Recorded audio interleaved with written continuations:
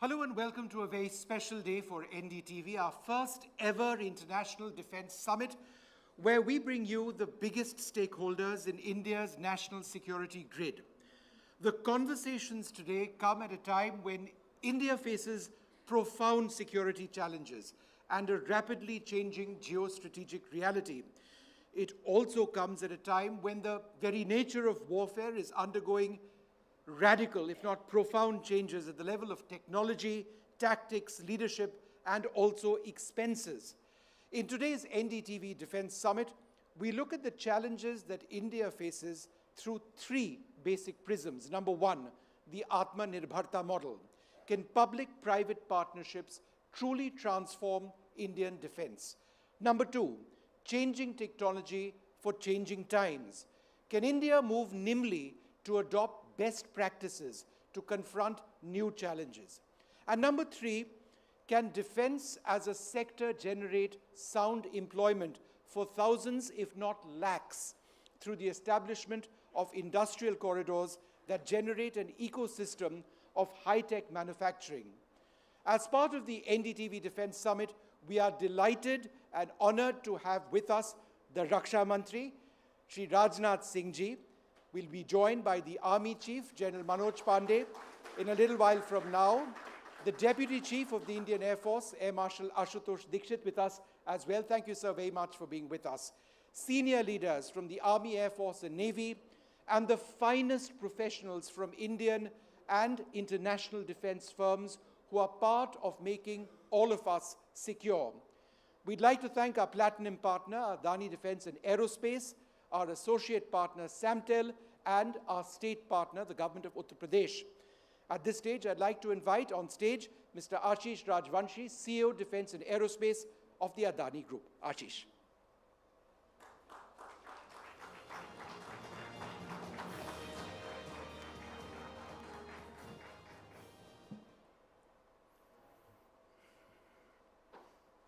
Honorable Raksha Mantri, Shri Rajnath Singh Ji, esteemed dignitaries, respected leaders from Ministry of Defence, Department of Military Affairs, Indian Armed Forces, industry leaders, friends from media, and future architects of India's self-reliance, a very good morning. Honorable Prime Minister Modi's clarion call of an Atmanirbhar Bharat has resonated across the nation and ignited a spirit of ambition and commitment to a shared purpose. India, as the fifth largest economy, holds a position of immense responsibility and potential. Our journey towards self-reliance is not merely an economic pursuit. It's a pledge to protect our sovereignty with our own strength. For decades, we have relied heavily on imports for our defense and security needs. This dependence has not only constrained our strategic autonomy, but also limited our economic potential. Over the last 5 years, transformational strides in indigenization have been made under the leadership of Honorable Defence Minister Shri Rajnath Singh, whose vision of Atmanirbharta in defence has started yielding significant results. Sir, you have ensured that the policy bottlenecks are duly acknowledged and addressed systematically. Key initiatives like the positive indigenization list, dedicated defence corridor, prioritization of procurement from defence companies, and mobilizing a larger base of startup and MSMEs have all played a major role in enhancing local defense production. Thank you so much, sir. A big round of applause for Ministry of Defense and Defense Minister. Thank you for showing us the direction. Onus is now on the industry to reciprocate and deliver to your expectations. As we go through this journey of self-reliance, there'll be pushbacks to derail us. We'll run into controversy in other parts of the world. Many will try to stop us from building local capabilities and will dissuade us from investing in defense infrastructure and technologies, but so be it. The nation has to stand as one. What we must nurture is a whole-of-nation approach, not in words, but in true spirits. The industry, R&D labs, academia, and the armed forces have to work together. The public and the private sector have to acknowledge the complementary strengths of the two sides and allow room for participation and growth to each other. Center of Excellence for R&D have to collaborate with companies who have skills for rapid prototyping and serial production. The industry has to exhibit their commitment by investing ahead of time rather than waiting for contracts to be signed. The larger players have to provide a platform for growth and mentorship to startups and smaller organizations, ensuring they focus on innovation rather than just mere valuation.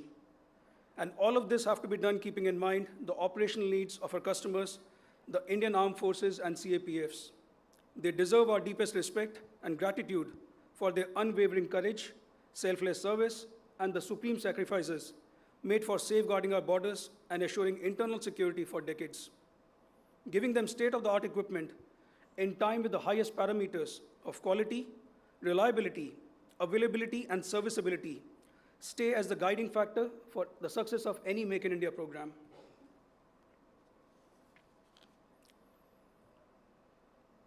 When we talk about the whole-of-nation approach of an Atmanirbhar Bharat, it shall not be restricted or limited to defense. We need participation from other core sectors of the country like aviation, automation, space, and cyber as well. And there are many lessons to be learned from defense in these areas.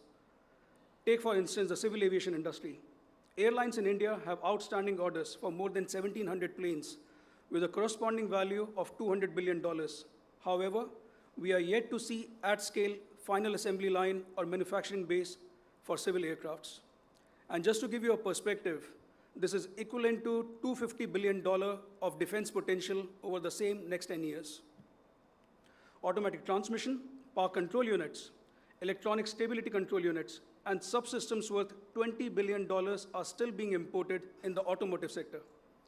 This is despite the PLI scheme and access to bank financing which is available to these sectors, which is not yet available to Indian defense industry.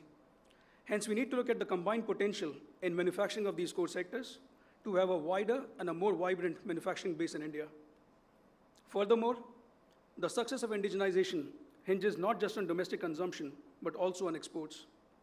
Arms sales and transfers are viewed as important US foreign policy tools with potential long-term implications for regional and global security, as stated by the US State Department in January 2024.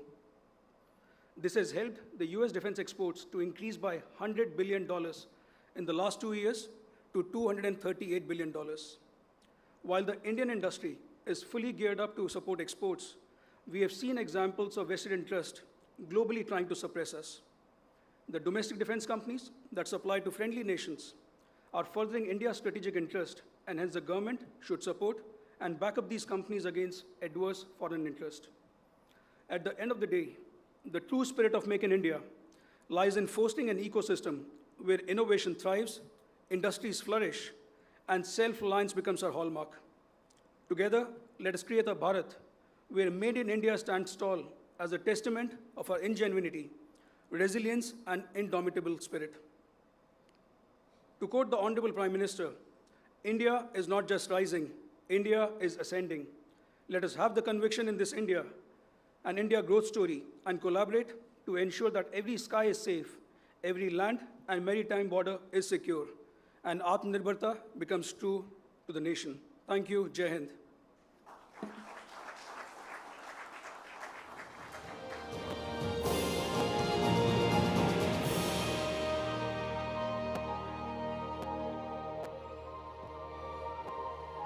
Thank you very much, Ashish, for that inspiring speech talking about what the future and the potential of this industry really is. I'd like to invite on stage, at this stage, Sanjay Pugalia, Editor-in-Chief of the NDTV Network. Sanjay ji.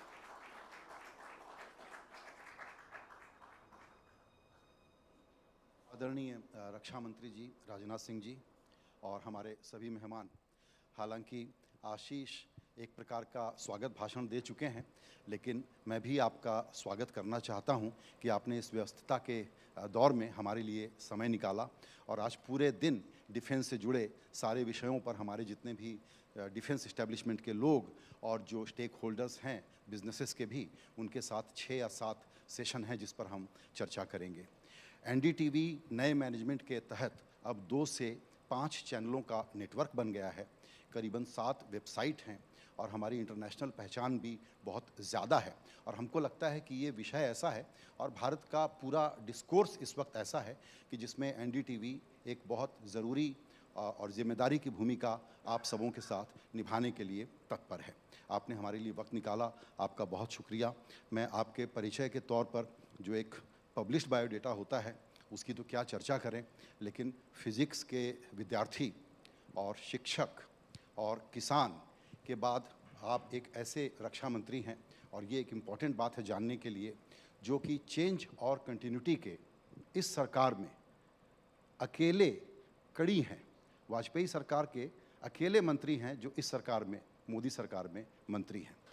तो जो BJP का succession हुआ है, जो BJP का transition हुआ है, जो जनरेशनल शिफ्ट हुआ है, उसमें एक अहम कड़ी के रूप में इनके अध्यक्षता से लेकर के अभी तक जो भूमिका इन्होंने निभाई है वो कमाल की है। बहुत शांत लेकिन अत्यंत महत्वपूर्ण भूमिका में आप हैं, और रक्षा मंत्री के रूप में बहुत समय के बाद पूरा 5 साल का कार्यकाल करने वाले आप दूसरे रक्षा मंत्री हैं हमारे इस कंटेम्प्रेरी भारत में। आपका बहुत बहुत स्वागत। आपके कीनोट एड्रेस का हम सब लोग बेसब्री से इंतज़ार कर रहे हैं। उसके पहले मैं आपको इनवाइट करूंगा लैंप लाइटिंग के लिए। आशीष, अशोक जी और सैमटेल के हमारे मेहमान आए sir.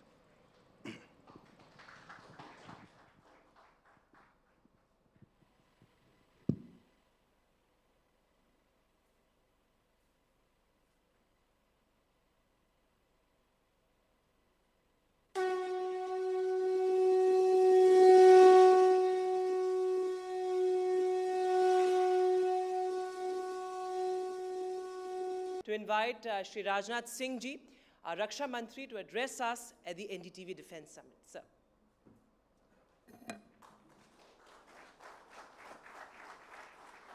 Good, thank you.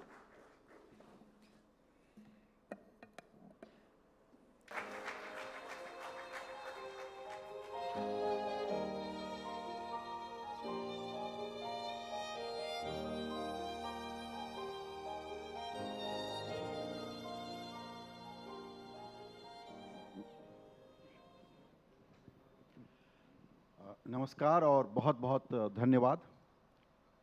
Mic ठीक है? नमस्कार और रक्षा मंत्री जी का बहुत बहुत धन्यवाद। एनडीटीवी के प्लेटफॉर्म पर आज रक्षा मंत्री की स्पीच बहुत ही लेयर्ड है। जो आत्मविश्वास और फ्यूचर का खाका इसमें से निकल के आता है, उसके बारे में ये कहना गलत नहीं होगा कि ये डिफेंस समिट कम है और ऑफेंस समिट ज़्यादा है। बिल्कुल। आपके भाषण में लोकतंत्र, सोशल कंसेंसस, विपक्ष, बहुत सारी बातें हैं, और चुनाव का वक्त है तो जाहिर है कि हम उस पर फ़ायदा उठाएंगे और आपसे बात करना चाहेंगे। लेकिन मेरा पहला सवाल इस बात से जुड़ा हुआ है कि रक्षा उत्पादन के मामले में भारत की जो अब एम्बिशियस प्लानिंग है, वो मौका इसलिए भी अच्छा है कि चीन का बाकी माल तो सस्ता खरीदने में लोगों की रुचि रहती है, लेकिन रक्षा सामग्री चीन से कोई नहीं खरीदेगा। और दूसरा एक बहुत ही बड़ा टर्निंग पॉइंट है भारत की रक्षा नीति में, वो ये है कि लैंड सेंट्रिक के बजाय सी सेंट्रिक यानी नेवी की भूमिका बढ़ी, और इंडो पैसिफिक में भारत का रोल, इस पर मैं आपसे कुछ सुनना चाहूँगा। सी सेंट्रिक एंड एरोसेंट्रिक दोनों, तो उसमें भारत की क्या पूछा आपने? कि भारत की भूमिका इंडो पैसिफिक स्ट्रेटजी को लेके ग्लोबल केंद्रीय भूमिका में है। हाँ, तो इंडो पैसिफिक में भारत की भूमिका मैं कह सकता हूँ पहले से कहीं अधिक प्रभावी हुई है। और आपने हाल में ही जो एक घटना हुई थी, शायद उस घटना की आपको जानकारी होगी, उसमें हमारी इंडियन नेवी ने जिस प्रकार का रोल प्ले किया है वो बहुत ही सराहनीय है, और उसके लिए अपने इंडियन नेवी को मैंने कांग्रेचुलेट भी किया था। अब यदि भारत की तरफ चाहे नेवी, चाहे जिसे समुद्र के माध्यम से, जल के माध्यम से, वायु के माध्यम से, थल के माध्यम से, कोई भी यदि कोई नापाक हरकत भारत के साथ करने की कोशिश करेगा, तो भारत के अंदर इस समय वह इतना स्ट्रांग विल पावर है हमारी सेना के पास भी कि हम उसका मुंहतोड़ जवाब देने की ताकत रखते हैं। एक बहुत बड़ा बदलाव और हम देखते हैं, और वो ये है कि पहले चीन की बात करते थे तो देश के स्तर पर एक एंग्जाइटी और एक चुनौती का भाव रहता था। अब जो भाव है पूरे देश में, पब्लिक का जो मूड है कि ठीक है चाइना को भी देख लेंगे, ये क्यों बदला है? स्ट्रांग विल पावर की लीडरशिप चाहिए, और लीडरशिप मजबूत होगी तो स्वाभाविक रूप से जनता का कॉन्फिडेंस उस लीडरशिप के प्रति होगा। और मैं समझता हूँ सबसे बड़ी बात यही है, और सदैव हम लोगों ने अपनी जो भी हमारी फोर्सेस हैं उनके मोरल को हाई रखने के लिए जो भी स्टेप्स लिए जा सकते हैं वो सारे स्टेप्स हम लोगों ने लिए हैं। जी। एक सवाल और इसी से जुड़ा हुआ है, जो चीन कहें या जो बॉर्डर की ज़रूरतें थीं, इंफ्रास्ट्रक्चर जो बनाया, और ख़रीदारी में, रक्षा सामग्री की ख़रीदारी में पहले भारत हिचक के बात करता था, उसको इस सरकार ने तेज़ गति से काम किया कि खरीदना है तो खरीदेंगे और अपना भी बनाएंगे। इस परिवर्तन के पीछे भी एक ये थॉट रहा होगा कि किस तरीके से भारत को मजबूत बना। देखिए, किसी देश के, हमारे पड़ोसी देश के साथ अथवा किसी देश के साथ वार की संभावना हो अथवा न हो, बराबर हमारे फोर्स के लोग भी यहाँ कुछ बैठे होंगे, आप उनसे भी जानकारी हासिल कर सकते हैं, हमारे तीनों सर्विसेज के चीफ से भी पूछ सकते हैं। बराबर मैंने यह कहा कि हर समय वार के लिए हमको तैयार रहना चाहिए, हर समय, चाहे बिल्कुल शांति का काल क्यों न हो, लेकिन हमें हमारी तैयारी बराबर होनी चाहिए। भारत का चरित्र ये है, भारत के पिछले इतिहास के पन्नों को उठाकर भी कोई देखे तो भारत का इतिहास यही है कि भारत ने आज तक न तो दुनिया के किसी देश पर कभी आक्रमण किया है, न दुनिया के किसी भी देश की 1 इंच जमीन पर कभी भारत ने कब्जा किया है। जी बिल्कुल। लेकिन भारत को यदि कोई आंख दिखाएगा तो भारत अब ऐसी स्थिति में है कि उसका जैसा जवाब देना चाहिए वैसा जवाब दे सकता है। बिल्कुल। मुझे लगता है कि रक्षा से जुड़े हुए जो एजेंडा और कार्यक्रम हैं, और आपने एम्बिशंस बताए अभी कि कितनी बड़ी चीज़ हो सकती है, उसके लिए भारत का निजी क्षेत्र बहुत ज़्यादा काम आप लोगों ने किया है, उसको सहयोग देने के लिए, चीज़ों को सुगम बनाने के लिए, अप्रूवल्स के लिए, परमिशंस के लिए। लेकिन हमको लगता है कि वहाँ और काम करने की ज़रूरत है ताकि प्राइवेट सेक्टर और कॉन्फिडेंट हो कि हमको पूरा सपोर्ट मिलेगा। देखिए, कॉन्फिडेंस लेवल तो हमारे प्राइवेट सेक्टर का बढ़ा है, इसमें कहीं इस सच्चाई को कोई नकार नहीं सकता है।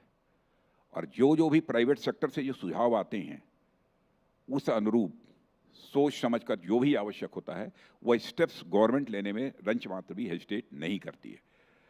क्योंकि जब भी SIDM वगैरह की कोई कॉन्फ्रेंस होती है, SIDM की कॉन्फ्रेंस में मैं जाता हूँ, अलग अलग जो हमारे इंडस्ट्रीज से लोग जुड़े हुए स्टालवर्ड्स हैं, उन सब सारे लोगों से बातचीत होती है। मैं देखता हूँ कि मेरे सामने तो सभी अपनी खुशी का इजहार करते हैं, अपनी प्रसन्नता का इजहार करते हैं, लेकिन इसी के साथ साथ उन लोगों को मैं यह भी कहता हूँ, कोई नए सुझाव हों अथवा कुछ ऐसे ताकि आप अपनी इंडस्ट्रीज को प्रमोट कर सकते हैं, या जो कुछ भी रिक्वायरमेंट्स भारत की हैं उसको पूरी कर सकते हैं, भारत का आप एक्सपोर्ट बढ़ा सकते हैं, उसके लिए और यदि कुछ रिक्वायरमेंट्स हों तो मैं आप सभी का सुझाव यदि प्राप्त होगा तो उसका मैं स्वागत करूंगा। बिल्कुल। अब आपकी इजाज़त हो और चुनाव के पहले आपसे बात करने का मौका मिला है। आमतौर पर आप की नोट एड्रेस के बाद इंटरव्यू देते नहीं हैं, लेकिन NDTV के लिए आपने समय थोड़ा और निकाल लिया है, आपका बहुत शुक्रिया। Actually on a serious note, हम लोग बहुत हिसाब लगाते हैं चुनाव के पहले और गलत भी होते हैं अपने अनुमानों को लेकर के कि बीजेपी हमेशा हम लोग अंडर एस्टिमेट करते हैं और उस एक्सपेक्टेशन को एक्सीड करती है। तो इसका गणित हम समझना चाहते हैं, क्योंकि एक नैरेटिव ये है कि बंगाल, महाराष्ट्र, दक्षिण और बिहार ये कठिन डगर है आप लोगों के लिए। बिल्कुल कठिन नहीं है। आपने देखा होगा कि 2014 के पहले हमारी स्थिति वेस्ट बंगाल में कैसी रहती थी, एक भी सीट हमको नहीं मिलती थी। 5 वर्ष के बाद 2019 में जब चुनाव हुआ, हमको 18 to 19 सीटों पर विजय हासिल हुई, पार्लियामेंट्री कॉन्स्टिट्यूंसी में नहीं है। बिल्कुल। आपने लोकतंत्र और विपक्ष की भूमिका के बारे में, जो कि एक निराशाजनक सी भूमिका है, ऐसा बहुत लोग मानते हैं, आपने जिक्र किया उसका। लेकिन मैं आप पर ये इल्ज़ाम लगा सकता हूं कि आपकी पार्टी तो लार्जेस्ट इंपोर्टर है विपक्षी नेताओं की। विपक्षी नेताओं का इंपोर्ट बीजेपी बहुत ज़्यादा कर रही है। नहीं, विपक्षी नेताओं में भी बहुत सारे ऐसे लोग हैं जो चाहते हैं कि देश आगे बढ़ना चाहिए, और उनको लगता है कि उनकी पार्टी इस समय देश को आगे ले जाने की स्थिति में नहीं है, और अकेले यदि कोई पार्टी है तो भारतीय जनता पार्टी ही देश को आगे ले जा सकती है, एनडीए ही देश को आगे ले जा सकती है, और under the leadership of the prime minister Narendra Modi ही यह देश आगे जा सकता है। इसलिए वो स्वाभाविक रूप से चल कर आ रहे हैं। ऐसे लोगों का स्वागत है। एक और जिज्ञासा है, वो ये कि बीजेपी हर चुनाव में बिल्कुल आखिरी वोटर, आखिरी बूथ तक जो मेहनत करती है उसमें बहुत कुछ इनोवेट करती है। चुनाव प्रचार से लेकर के वोटर को लाने तक, और जिन सीटों को नहीं जीत पाए अभी तक उनको जीतने तक। उस बारे में क्या नया इस बार आप लोगों से हम लोग अपेक्षा करें? देखिए, हम लोगों का अपने जो भी ग्रास रूट पर काम करने वाले कार्यकर्ता हैं उनसे भी यही आग्रह रहता है कि आम जन तक पहुंचने की आपकी कोशिश होनी चाहिए, उनसे बातचीत लगातार चलती रहनी चाहिए। हम लोग यहाँ तक सबसे निचली इकाई में पन्ना प्रमुख हमारा होता है, पन्ना प्रमुख बोलते हैं, माने उसके पास 10-15 ऐसे घर होते हैं, केवल 10-15 घरों में रहने वाले परिवार के सदस्यों से उसको संपर्क करना है, उससे डायलॉग बनाकर रखना है, उससे बातचीत करके रखना है, वो काम करता है। माने टॉप टू बॉटम जो हमारा सिस्टम है वो बहुत ही स्मूथ है, बहुत ही इफेक्टिव है। बिल्कुल। एक चीज़ और, आपने कहा पन्ना प्रमुख, उसके आगे हमने तो ये सुना कि अब लाभार्थी प्रमुख तक कि जो बेनिफिशियरीज हैं, नहीं, और ये एक प्रकार का सेक्युलराइजेशन हो गया है वोटर का। नहीं, जो बेनिफिशरीज हैं, जो लाभार्थी हैं, उन तक भी वही पहुंचता है उन तक जी। और इस हद तक हम लोगों ने चिंता की है, जिनको गवर्नमेंट की स्कीम की बेनिफिट मिलनी चाहिए वह बेनिफिट मिलने से कोई छूट न जाए, इसलिए एक संकल्प यात्रा हम लोगों की प्रारंभ हुई थी, आपने देखा होगा। और जगह जगह जाकर सभी लोगों से ये पूछ रहे हैं, आप तो कहीं छूट नहीं गए? जिसको प्राप्त होना चाहिए लाभ सरकार की योजनाओं का, ऐसा तो नहीं है उससे कोई वंचित रह गया, कोई छूट गया। इस हद तक चिंता कर, कोई वंचित रह गया तो तुरंत वहीं पर उसको वो असिस्टेंस प्रोवाइड की जाती है। जी, बिल्कुल। आपने आज एक बहुत इम्पॉर्टेंट बात कही और बहुत डिटेल में आपने मीडिया आलोचना और देश का जो सोशल कंसेंसस होता है उसके बारे में बहुत रोशनी डाली है, और मुझे लगता है एक नई चर्चा देश में शुरू करेगा। इस जानबूझ के किया है मैंने। I can see that. मैं जानता हूँ डिफेंस समिट में आप लोगों ने एक्सपेक्ट नहीं किया होगा, लेकिन जानबूझ कर किया है मैंने। बिल्कुल। और शायद वो जाना बुझा कारण ये है कि भारत में बहुत लोगों को, जो आज आपने बहुत ढंग से आर्टिकुलेट किया, इस बात का रियलाइजेशन नहीं है कि कंसेंसस में बदला क्या है, पुराने एलिट किस तरीके से बेदखल हो गए हैं, और इसको पचाने में दिक्कत हो रही है। एक प्रश्न आपकी कंस्टिट्यूएंसी के बारे में भी मैं पूछना चाहूँगा, बल्कि उसके पहले जो मैंने विपक्ष का और आलोचना का जिक्र किया, वो आप लोग कितने सेंसिटिव हैं, कितने रिस्पॉन्सिव हैं।